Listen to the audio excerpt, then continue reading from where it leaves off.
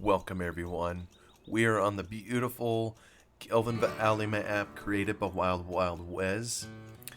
Actually, let me take off the distance fog so we can see a little bit more of vibrancy in the colors. I love being able to do that with a keystroke. Well, last episode we learned and relearned that our tractor didn't have enough punch to pull the baler, which I had forgotten about. So I rented this wonderful tractor, Fendt. I think it was one of these two. I think I needed at least 100 some horse to pull it. This is more than enough horsepower than I would need to do it.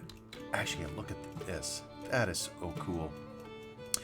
I seem to recall that when this mod came out, I mean, this was a premium tractor, if you will, for Farm Sim 15. It kind of came out towards the end of it, as I recall, and I think it was loaded with some extra options. Maybe we should just look at them here real quick. I know Atomic 67 had a special episode where he talked about this tractor. That's kind of how I learned about it. And Able IC, right? Control. I don't know, what is all of this?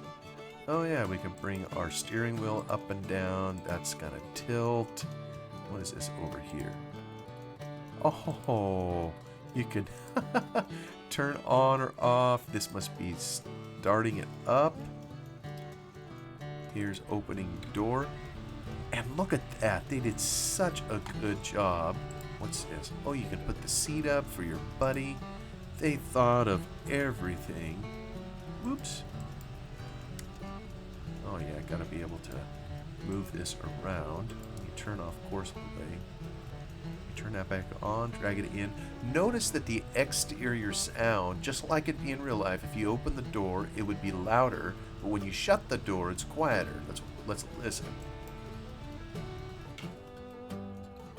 That is so cool. Alright, we've tinkered with that. Oh, there's all sorts of things. A lot of times there's something. Yeah, we can open the back. Whoa, that goes up quite a ways. There we go.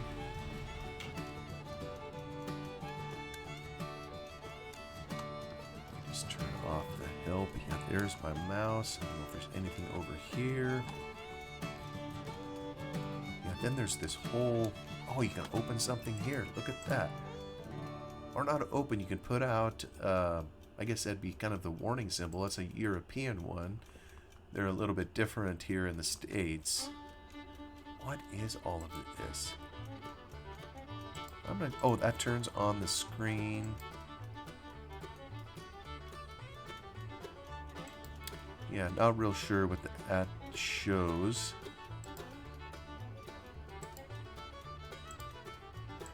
Oh, I see. This is activating. I see over on my drive control, 4-wheel drive, differential locks.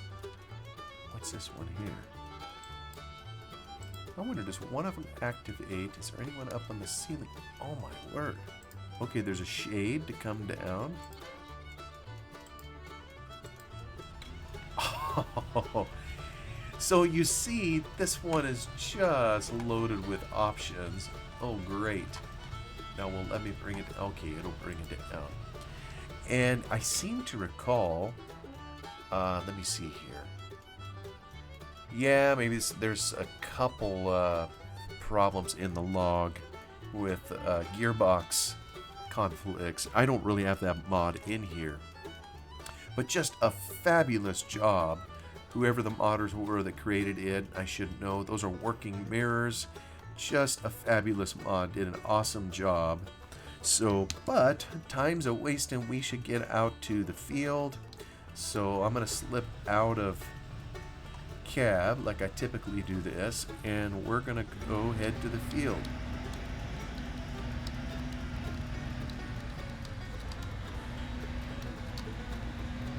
But just a well put together mod.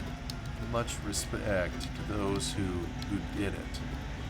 And I imagine they were carried over to Farm Sim 17, perhaps. I would just have to figure out where to go to find him. And you know, I've never been around a Fent in real life, so I don't know if the sound that we're hearing is true to life sound. I'm going to assume that it is, because these were such well done mods. Maybe what I should do is link my friend Atomic67. Like I say, I'm pretty sure he had a video on specifically dedicated to showing off all the features of this particular mod. Oh yeah, this guy isn't going to have any trouble at all pulling the baler. Trying to get the last little bits in the field. Alright. Whoa, he moves right along when he bales. Alright, this is going to be handy.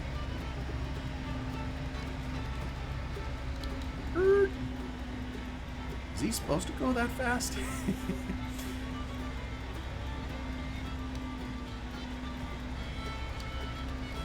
That'll work for me. Maybe just because it's a more powerful tractor. Maybe I'm used to just tractors with less power, and they oh, it's kind of nice riding it here, just like it being real life. A quiet cab, out of the dust.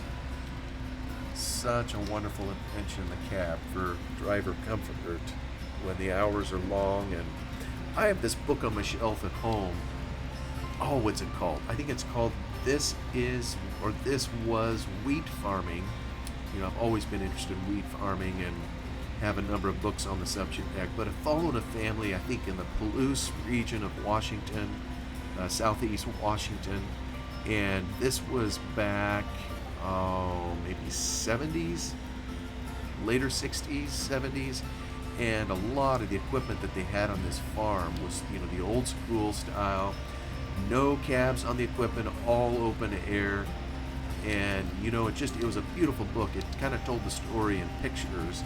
So there was all this excitement, of course, you know, when the harvest started.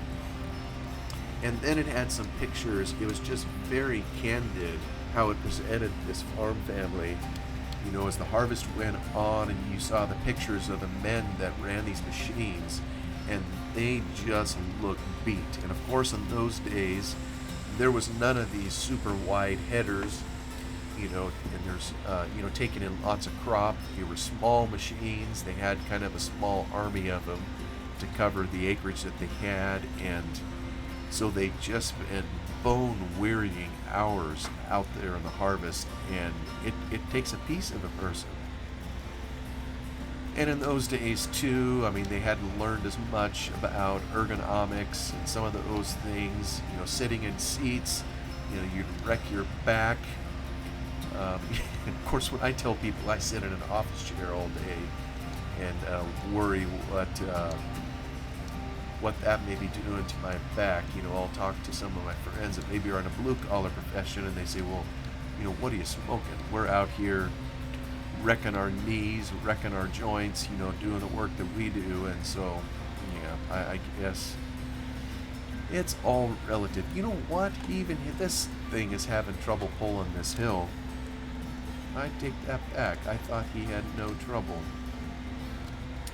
I don't know. Maybe that just means it's a little more realistic when we're up here pulling at the bare hill.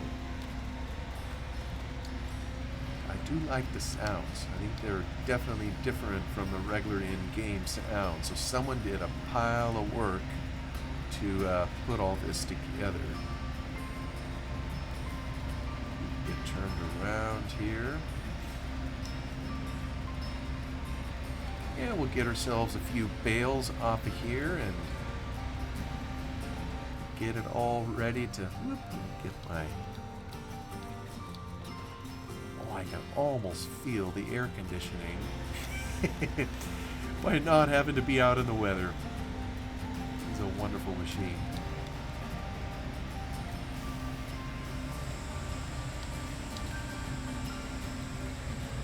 Turn around. We don't have very many Fents in the area of the country where I live, which is in Oregon, kind of on the west coast area of the U.S. I don't know if I think I've seen a Fendt, and I think I've heard they're trying to move their market, into this area to see if they can get some local farmers to take the plunge. But I would say probably around here, most of the farmers probably have green equipment on deer. There's other colors too. Who knows? I've been out of that world for a while, so maybe even the deers aren't as predominant as I think they are. I know they are on Lone Oak. That's for sure. Alright. We have... Let's see, how do I get these out? I think I hit O, right? Yeah, spit them bales out. Except I kind of closed the hatch on them. They would have never extruded them out. Alrighty. Next field. Oh, except it helped if I get the right map. So let me skip over here. And probably the next one is I'm gonna head up the hill and take care of 22. Come down here with 18. That'll take care of everything kind of on this side of the valley. And then we'll go from there. So we got a little road trip coming. And let me see if I can put on my beacons. Oh, look at that. Beautiful. Just beautiful.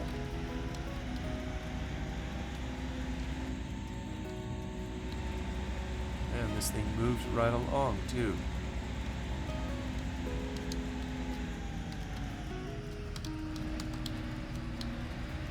Make sure I stay on the left side of the road.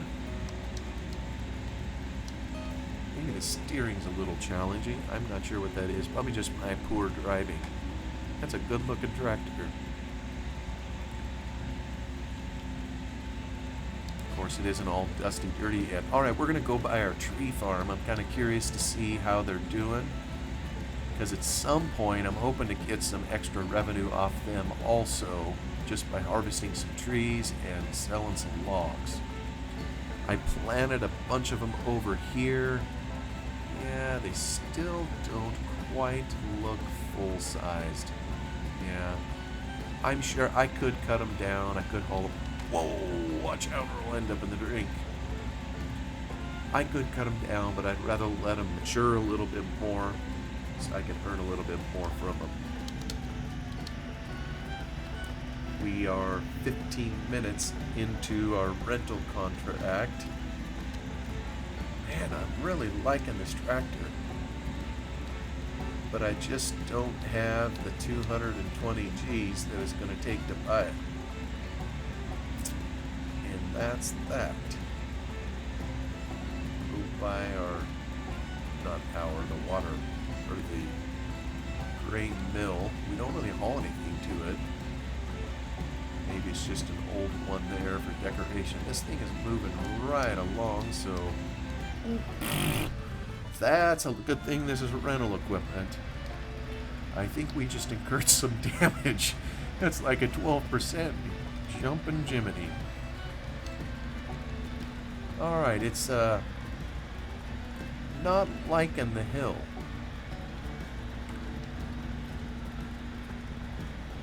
I think I can. Yeah, so maybe this is a reality, no matter which tractor I use, unless it's a gigantic four-wheel drive tractor, nothing's going to just march up and down the hills. Well, they'll go down it, but not up it.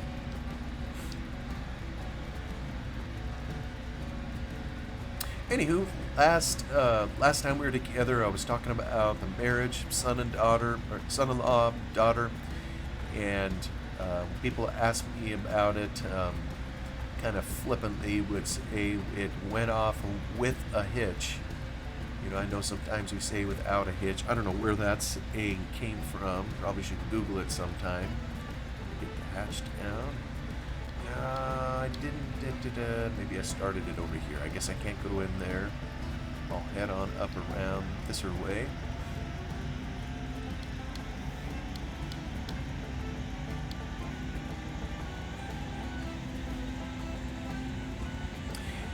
like I mentioned in the last video, the service was at 4, and so it was short and sweet. You know, we had my wife's uncle have the service.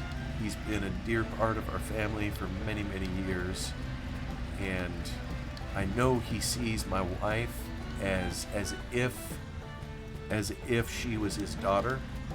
And so, let me turn off the, oh, didn't want to do that. Get the indicator lights off. So the couple asked him, and he's been very instrumental in their lives too, and you know, just reaching out to him, and he's just a much loved person. And so, yeah, I mean, this is he had the wedding service of our other daughter as well, but it was a simple service. Read a few chapters from the good book, you know, those principles that we'd like to live up to, but the human being, given what it is, being fallible, we don't always live up to those things, but it's wonderful to remind ourselves of them. You know, and it's as a reader of the Bible, my personal favorite is in 1 Corinthians 13. It's called the love chapter, and that was read, and just the principles in there of how a marriage can and should go when you try to operate under the principles of love. And most of us, I shouldn't say most, I don't know. I've just learned as I've gotten older, you know, love a lot of times the way it's presented in Hollywood or whatever, it's like a feeling that people get or have, you know, when they fancy someone, I guess is one way to put it. But I've learned, and that is something that can be the error, but I've learned it is far more. It is more an action than it is a feeling. And of course, I know words will have different tenses. You know, it can be a verb, a noun, all these different things. I realize that. But I'm talking in the real sense of the word. You know, it's how does that get shown? How does it manifest itself, you know, in the lives of a couple people, and it's action. You know, it's what do you do when, you know, you're at your worst and the other person has to bear with you? That's love. You know, what do you do with her or him when they're at their worst? You know, do you answer them in kind when they're upset? Do you get upset when they maybe say something that they later regret? You know, do you take it personal? Do you jab them back? Do you worry about how unfair it is? I don't know. A person could go on, and I'm sure any people that listen to me, I know aren't, definitely not the young crowd typically, have maybe been around the block a few times, and yeah, we've all had to live some of these things in one way or other, and none of us are perfect. You know, when we're at our worst, sometimes both people are at their worst at the same time, and you just hope that, you know, a couple with good ideals for what marriage should be, you're willing to give it another try and keep working on it. But I know life is complicated. I know stuff happens. But we sure hang on to those ideals, regardless of the statistics. And I suppose it's no different than the stats on life and death. We all know the death rate is 100%, except for one who came here. And we're all going to die, but we cling to life. It's just part of what we do, as if it's an ideal, and try to live it to its fullest. Anyway, I'm just an old man pontificating here. I was just thrilled to be part of it. It just amazed me how quick it all went. You worked so hard to get everything set up just so, you know, mainly for to meet the specifications of my daughter and also her groom, which was along for the ride. Yes, dear. Yes, dear. But so much effort, and then a quick ceremony. We all had a meal together, and all the guests. We probably had 120 people-ish, somewhere like that came. Mainly my family, some of hers, and other friends, family of the groom. It was a decent group of people. Not too large. Not too small either. That's a lot of people to feed. And then after dinner, speeches and whatnot, and before you knew it, it was all over. And we had hauled everything into the room for the wedding. All the chairs, all the tables. Oh, that's kind of another story in and of itself. I can't remember if I mentioned this a couple of episodes ago. The venue that was chosen was, I don't know what they did there. It had the feel of an old mill. It was in downtown, the downtown Old Town part of Albany. My goodness, those bales are kind of flipping out, aren't they? Kind of the old district, so it was a really old building. It had a beautiful fir wood floor that someone who was there and knew what they were talking about says, hey, that's old growth. You can't even hardly find it anymore. Old growth meaning trees, that were really, really old when they were cut and have really tight growth rings. So it's premium wood. And so we had to be extremely careful as we were moving stuff around on the floor, because obviously the people that owned it wanted to try to maintain their asset, and they didn't want us to put a bunch of scratches in it. So every table we had to put felt on the bottom of the legs. Every chair, all four legs, had rubber stoppers on them. Well, and I think I maybe mentioned that in a previous episode. Well, everything you do to set it up has to come back down, and it's just such quick turnaround. We were only allowed to be in there a certain length of time. That's kind of what we paid for, and we had to be done, I think, by 10 o'clock that evening. But as the wedding party was finishing up, the speeches were done, and people were just standing around talking. There was a number of people, in the back of my mind, it's like, well, I know takedown is going to go quicker than setup. It always does. But I knew it would take, at least probably 2.5 hours. So I was just calculating back from 10 o'clock. It's like, how do we kick out all these people? What does that make it? 7:30, 8:30, 9:30, 10? Yeah, sounds about right. Well, as it turns out, we didn't have to kick out anybody, and what happened, was just awesome. Just so thankful for the family and friends, group that we're part of, where I guess maybe they got bored, maybe they knew it had to come down. There was so many people that just started pitching in. And it was a while before I noticed, I'd all of a sudden look back. I was kind of up front, talking with the various people, and all these other people were back there breaking down the tables, taking rubber stoppers off of all the legs of the chairs, stacking them up, putting the dust sheaths back on them, just taking care of the room to get it ready, so we could leave in decent time and not have to stay there till 10, cleaning the place. And I don't know, that's kind of the culture I grew up in, where, there's the saying, maybe some of us have heard, many hands make light work. Well, it's true. When you have a big event like that, there is so much work to do. And I'm just so thankful, that so many people pitched in and let those of us in the immediate family just try to enjoy the day, enjoy the time, without having to put in a lot of work, on some of those logistical details. Of course, we still did as the evening kind of wound down, but it was made so much easier just by everybody pitching in. There, of course, there was a rental place we got all this stuff from. We had to wait for them to show up, and they picked it all up. I would I would hate to work for a moving company.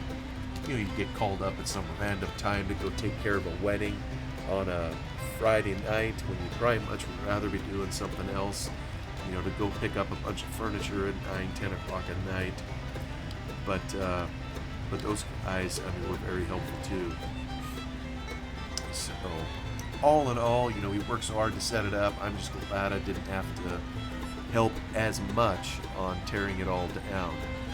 But it just goes so quick. And I think, again, the emphasis that so much of us put on the day of the wedding, and the time and the expense in preparing for it, sometimes I wonder if more marriages would last if the same time and effort was put into, counseling of the couple, and counseling, I don't know. Who knows? There's been much smarter people than me that have probably pondered that as to how to help. Because the reality is you can get all the counseling in the world, and if you're not the type of person who will pay attention to it or want to make it work, isn't a team player, whatever term you put to it, well, all the counseling in the world isn't going to help. But I just hope for the sake of my daughter, her new husband, that they're looking long term. They actually took their honeymoon. They went to Norway. It was just a couple days later, so they're still over there and hopefully having a wonderful time. We also had another reception for them for a lot of people in our church family the following day. It was same deal. Many friends helped to put that together, to clean the facility, take up tables, put them there in the first place. A lot of work and many hands. And like I say, I'm just thankful for the culture that I was raised in that kind of promulgates this kind of assistance. But it's a double-edged sword too. What comes around goes around, and so I know I was remarking to my wife as we got through all this, is like, boy, we're gonna have to make sure that we are extra helpful, especially to all these people who helped us, when it's their turn. And I know my wife has a couple girlfriends, and they basically made a pact amongst themselves that they would all help each other with their kids' weddings. And wow, have they ever. Just some awesome women, some awesome friendships to have it.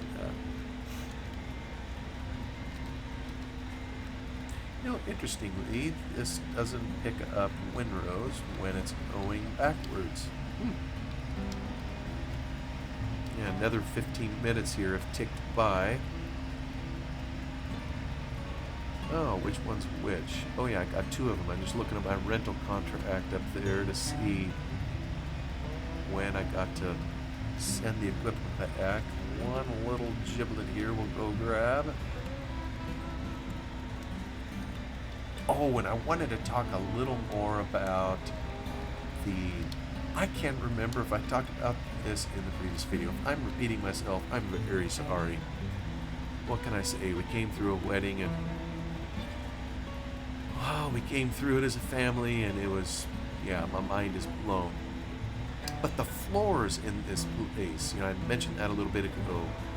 Obviously, beautiful floors, especially where we had the wedding. With those hardwood fir floors, just pristine. And I don't know if it was in the original building or if the couple that owns the venue, if they had them put in there themselves. But it seems like I did say something about it in the last video, so maybe I shouldn't comment further. Let's just say that we worked around that as best we could. Hopefully we didn't leave any permanent damage, but I still feel a little scarred from that. And some of that I don't just put on her. It's kind of, when you're in business, I'm trying to think of it from their perspective. if you have to be that guy that is always policing stuff, that is an exhausting position to be in. So a part of me has contemplated just giving them some free advice. Nobody likes free advice. But say, hey, this aspect of renting from you was a little rough. And I'm guessing it's a little rough for you because very few people, unless you're some jerk, very few people like being the one that goes around, to chew people out. Hey, be careful with this, don't scratch that. I mean, that's an exhausting way to have to interact with your customers. The very people paying you all this money, and if you're constantly there chewing them out, it doesn't leave a good taste in the mouth, so to speak.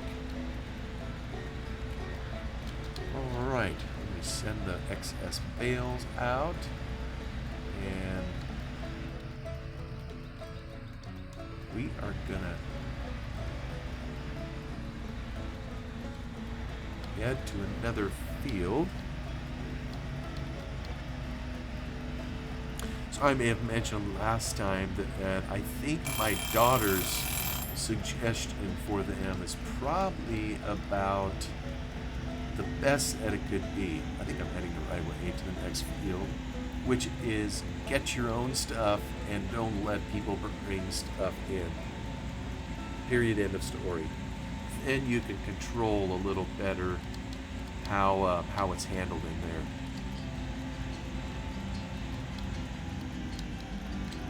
Is this where I go?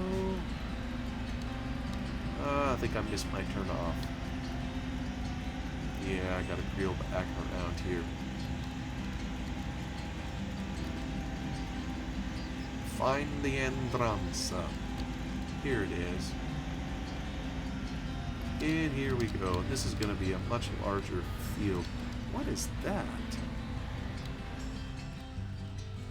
Is that just a little... I don't recall seeing this before. I'm not sure what that gray thing is, but it must be just a little bit of garbage or something Wild West put on here.